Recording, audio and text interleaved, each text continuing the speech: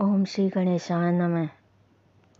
संकष्टी गणेश चतुर्थी व्रत करने से घर परिवार में आ रही विपदा दूर होती, कई दिनों से रुके मांगलिक कार्य संपन्न होते। तब भगवान श्री गणेश असीम सुखों की प्राप्ति कराते हैं। वहाँ कि किसी भी चतुर्थी के दिन भगवान श्री गणेश की पूजा करने के दौरान संकष्टी गणेश चतुर्थी व्रत की कथा पढ़ना अथवा सुनना जरूरी होता है। इससे संबंधित 4 कथाएं प्रचलित हैं। पहली कथा पौराणिक एवं प्रचलित श्री गणेश कथा के अनुसार एक बार देवता कई विपदाओं से घिरे थे। तब वह मदद मांगने भगवान शिव के पास आए। उस समय शिव के साथ कार्तिकेय तथा गणेश जी भी बैठे थे। देवताओं की बात सुनकर शिव जी ने कार्तिकेय व गणेश जी से पूछा कि तुम में से कौन देवताओं के कष्टों का निवारण कर सकता है। तब कार्तिकेय व गणेश जी दोनों ने स्वयं को इस कार्य के लिए सक्षम बताया। इस पर भगवान शिव ने दोनों की परीक्षा लेते हुए कहा कि तुम दोनों में से जो सबसे पहले पृथ्वी की परिक्रमा करके आएगा वही देवताओं की मदद करने जाएगा। भगवान शिव के मुख से वचन सुनते ही कार्तिकेय अपने वाहन मोर पर बैठकर पृथ्वी की परिक्रमा के लिए निकल गए। परंतु गणेश जी सोच में पड़ गए कि वे चूहे के ऊपर चढ़कर सारी पृथ्वी की परिक्रमा करेंगे तो इस कार्य में उन्हें बहुत समय लग जाएगा।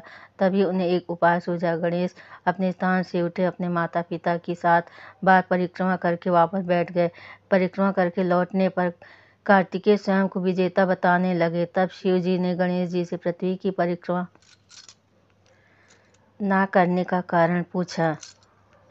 तब गणेश जी ने कहा, माता पिता के चरणों में समस्त लोक हैं। सुनकर भगवान शिव ने गणेश जी को देवताओं के संकट दूर करने की आज्ञा दी। इस प्रकार भगवान शिव ने गणेश जी की आशीर्वाद दिया कि चतुर्थी के दिन जो तुम्हारा पूजन करेगा और रात्रि में चंद्रमा को अर्घ्य देगा उसके तीनों ताप यानी दैहिक, दैविक तथा भौतिक ताप दूर होंगे। इस व्रत को करने से व्रतधारी के सभी तरह के कष्ट दूर होंगे और जीवन के भौतिक सुखों की प्राप्ति होगी। चारों तरफ से मनुष्य की सुख समृद्धि बढ़ेगी। पुत्र पौत्र आदि धन ऐश्वर्य की कमी नहीं रहेगी।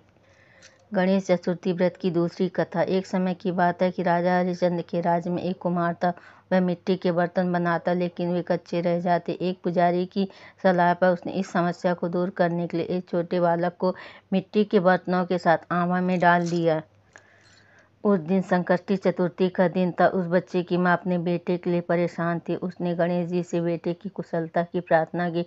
दूसरे दिन जब कुम्हार ने सुबह उठकर देखा तो आवा में उसके बर्तन तो पक गए लेकिन बच्चे का बाल बांका भी नहीं हुआ। वह डर गया और राजा के दरबार में जा पहुंचा और सारी घटना बताई। इसके बाद राजा ने उस बच्चे और उसकी माँ को बुलवाया तो माँ ने सभी तरह के विघ्न को दूर करने वाले संकष्टी चतुर्थी का वर्णन किया। इस घटना के बाद से महिलाएं संतान और परिवार के सौभाग्य के लिए संकट चौथ का व्रत करने लगी। तीसरी कथा। एक समय की बात है, विष्णु भगवान का विवाह लक्ष्मी जी के साथ निश्चित हो गया। विवाह की तैयारी होने लगी। सभी देवताओं को निमंत्रण भेजे गए परंतु गणेश जी को निमंत्रण नहीं दिया गया। कारण जो भी रहा हो, अब भगवान विष्णु की बारात जाने का समय आ गया। सभी देवता अपनी पत्नियों के साथ विवाह समारोह में आए। उन सब ने देखा कि गणेश जी कहीं दिखाई नहीं दे रहे। तब वे आपस में चर्चा करने लगे, क्या गणेश जी को नहीं न्योता दिया, यह स्वयं गणेश जी नहीं आए। सभी को इस बात पर आश्चर्य होने लगा। तभी सबने विचार किया कि विष्णु भगवान से इसका कारण पूछा जाए। विष्णु भगवान से पूछने पर उन्होंने कहा कि हमने गणेश जी के पिता भोलेनाथ महादेव को न्योता भेजा है। यदि गणेश जी अपने माता पिता के साथ आना चाहें तो आ जाएं। अलग से न्योता देने की कोई आवश्यकता भी नहीं थी। दूसरी बात यह है कि उनको 1.25 मन मूंग, 1.25 मन चावल, 1.25 मन घी और 1.25 मन लड्डू का भोजन दिन भर में चाहिए। यदि गणेश जी नहीं आएंगे तो कोई बात नहीं, दूसरे के घर जाकर इतना सारा खाना पीना अच्छा भी नहीं लगता। इतनी वार्ता कर ही रहे थे कि किसी एक ने सुझाव दिया, यदि गणेश जी आ भी जाएं तो उनको द्वारपाल बनाकर बैठा देंगे कि आप घर की याद रखना। आप जो चूहे पर बैठकर धीरे धीरे चलोगे तो बारात से बहुत पीछे रह जाओगे। यह सुझाव भी सबको पसंद आ गया तो विष्णु भगवान ने अपनी सहमति दे दी। होना क्या था, इतने में गणेश जी वहां आ पहुंचे। उन्हें समझा बुझाकर घर की रखवाली करने बैठा दिया। बारात चल ली। तब नारद जी ने देखा कि गणेश जी तो दरवाजे पर ही बैठे हुए हैं, तो वे गणेश जी के पास गए और रुकने का कारण पूछा। गणेश जी कहने लगे कि विष्णु भगवान ने मेरा बहुत अपमान किया है। नारद जी ने कहा कि आप अपनी मूषक सेना को आगे भेज दें, वह रास्ता खोद देगी, जिससे उनके वाहन धरती में धंस जाएंगे। तब आपको सम्मानपूर्वक बुलाना पड़ेगा। अब तो गणेश जी ने अपनी मूषक सेना जल्दी से आगे भेज दी और सेना ने जमीन फोल कर दी। जब बारात वहां से निकली तो रथों के पहिए धरती में धंस गए। लाख कोशिश करे परंतु पहिए नहीं निकले। सभी ने अपने आप उपाय किए परंतु पहिए तो नहीं निकले, बल्कि जगह जगह से टूट गए। किसी की समझ में नहीं आ रहा था कि अब क्या किया जाए। तब तो नारद जी ने कहा कि आप लोगों ने गणेश जी का अपमान करके अच्छा नहीं किया। यदि उन्हें मनाकर लाया जाए तो आपका कार्य सिद्ध हो सकता है और यह संकट टल सकता है। शंकर भगवान ने अपने दूत नंदी को भेजा और गणेश जी को लेकर आए। गणेश जी का आदर सम्मान के साथ पूजन किया। तब कहीं रथ के पहिए निकले। अब रथ के पहिए निकल गए परंतु वे टूट फूट गए, तो उन्हें सुधारे कौन। पास के खेत में खाती काम कर रहा था, उसे बुलाया गया। खाती अपना कार्य करने के पहले श्री गणेशाय नमः कहकर गणेश जी की वंदना मन ही मन करने लगा। देखते ही देखते खाती ने सभी पहियों को ठीक कर दिया। तब खाती कहने लगा, हे देवताओं, आपने सर्वप्रथम गणेश जी को नहीं मनाया होगा और ना ही उनकी पूजन की होगी, इसीलिए तो आपके साथ ये संकट आया है। हम तो मूढ़ अज्ञानी हैं, फिर भी पहले गणेश जी को पूजते हैं, उनका ध्यान करते हैं। आप लोग तो देवतागण हैं, फिर भी आप गणेश जी को कैसे भूल गए।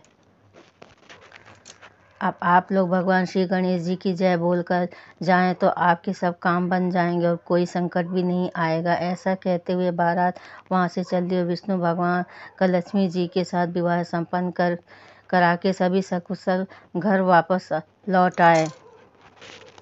हे गणेश जी महाराज, आपने विष्णु को जैसी कारण सारी ऐसे कारज सबको सिद्ध कर जो। बोलो गजानन भगवान की जय। चौथी कथा। श्री गणेश चतुर्थी व्रत की पौराणिक कथा के अनुसार एक बार भगवान शिव तथा माता पार्वती नर्मदा नदी के किनारे बैठे थे। वहां माता पार्वती ने भगवान शिव के समय व्यतीत करने के लिए चौपड़ खेलने को कहा। शिव चौपड़ खेलने के लिए तैयार हो गए, परंतु इस खेल में हार जीत का फैसला कौन करेगा, यह प्रश्न उनके समक्ष उठा। तो भगवान शिव ने कुछ तिनके एकत्रित कर उसका एक पुतला बनाकर उसकी प्राण प्रतिष्ठा कर दी और पुतले से कहा, हे बेटा, हम चौपड़ खेलना चाहते हैं परंतु हमारी हार जीत का फैसला करने वाला कोई नहीं है, इसलिए तुम बताना कि हम दोनों में से कौन हारा और कौन जीता। उसके बाद भगवान शिव और माता पार्वती का चौपड़ खेल शुरू हो गया। यह खेल 3 बार खेला गया और संयोग से तीनों बार माता पार्वती ही जीत गईं। खेल समाप्त होने के बाद बालक से हार जीत का फैसला करने के लिए कहा गया, तो उस बालक ने महादेव को विजयी बताया। यह सुनकर माता पार्वती क्रोधित हो गईं और क्रोध में उन्होंने बालक को लंगड़ा होने की कीचड़ में पड़े रहने का श्राप दे दिया। बालक ने माता पार्वती से माफ़ी मांगी और कहा कि यह मुझसे अज्ञानतावश ऐसा हुआ है, मैंने किसी द्वेष भाव से ऐसा नहीं किया। बालक द्वारा क्षमा मांगने पर माता ने कहा, यहाँ गणेश पूजन के लिए नाग कन्याएं आएंगी, उनके कहे अनुसार तुम गणेश व्रत करो, ऐसा करने से मुझे प्राप्त करोगे। यह कहकर माता पार्वती शिव के साथ कैलाश पर्वत पर चली गईं। 1 वर्ष के बाद उस स्थान पर नाग कन्याएं आईं। तब नाग कन्याओं ने श्री गणेश के व्रत की विधि मालूम करने पर उस बालक ने 21 दिन लगातार गणेश जी का व्रत किया। उसकी श्रद्धा से गणेश जी प्रसन्न हुए। उन्होंने बालक को मनवांछित फल मांगने के लिए कहा। उस पर बालक ने कहा, हे विनायक, मुझे इतनी शक्ति दीजिए कि मैं अपने पैरों से चलकर अपने माता पिता के साथ कैलाश पर्वत पर पहुंच सकूं और वे देख प्रसन्न हों। तब बालक को वरदान देकर श्री गणेश अंतर्ध्यान हो गए। इसके बाद वह बालक कैलाश पर्वत पर पहुंच गया और कैलाश पर्वत पर पहुंचने की अपनी कथा उसने भगवान शिव को सुनाई। चौपड़ वाले दिन से माता पार्वती शिव जी से विमुख हो गई थी, अतः देवी के रुष्ट होने पर भगवान शिव ने भी बालक के बताए अनुसार 21 दिन तक गणेश जी का व्रत किया। इस व्रत के प्रभाव से माता पार्वती के मन से भगवान शिव के लिए जो नाराजगी थी वह समाप्त हो गई। यह व्रत विधि भगवान शिव ने पार्वती को बताई। यह सुनकर माता पार्वती के मन में भी अपने पुत्र कार्तिकेय से मिलने की इच्छा जागृत हुई।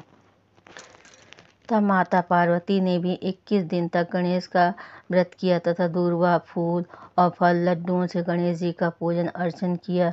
व्रत के 21वें दिन कार्तिकेय स्वयं माता पार्वती जी से मिलने आ गए।